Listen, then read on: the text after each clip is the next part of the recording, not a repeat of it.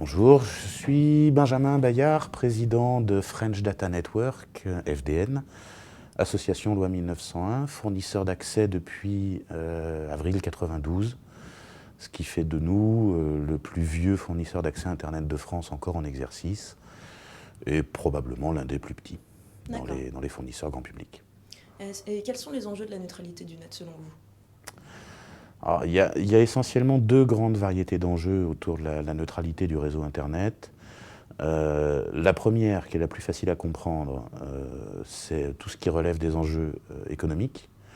Donc, qui sont, est-ce qu'une entreprise peut créer n'importe quel service à n'importe quel endroit sur le réseau?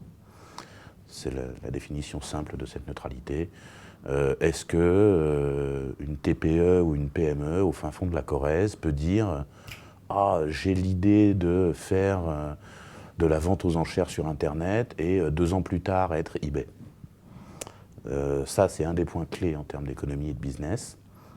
Et puis le deuxième volet, la deuxième partie de l'enjeu sur la neutralité, c'est toute la question de liberté d'expression. Et en fait, ces deux volets se rejoignent parce que si on n'a pas le droit de s'exprimer librement, alors en règle générale, on n'a pas le droit d'entreprendre librement et réciproquement. Les deux vont assez bien ensemble.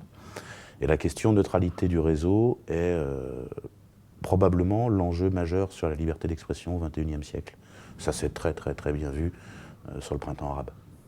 Et qu'avez-vous retiré de la conférence sur la neutralité du net? Moi, j'en ai pas retiré grand-chose parce que c'est un sujet que je connaissais déjà. On discutait avec Jean-Michel Planche et Jérémy Zimmerman, qui sont des gens que je connais depuis longtemps et que je connais très bien, avec qui on travaille beaucoup. Donc moi, personnellement, je n'y ai pas appris grand-chose. J'en ai retiré l'impression que le public était assez attentif et étonnamment pas que les geeks identifiés. C'est-à-dire que ça se voit assez bien quand on est sur la scène dans ce genre de conférence. On reconnaît très bien l'informaticien mal coiffé dans la salle. Il se reconnaît à son portable avec des autocollants. Enfin, il y a des signes qui ne trompent pas.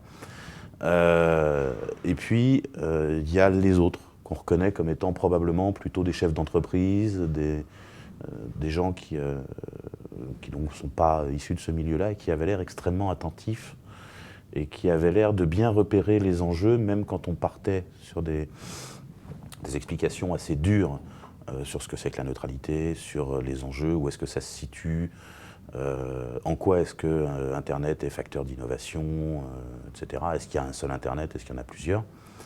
Donc tout ça était parfois assez complexe et j'ai constaté voilà, que la salle suivait et avait l'air attentive et avait l'air de...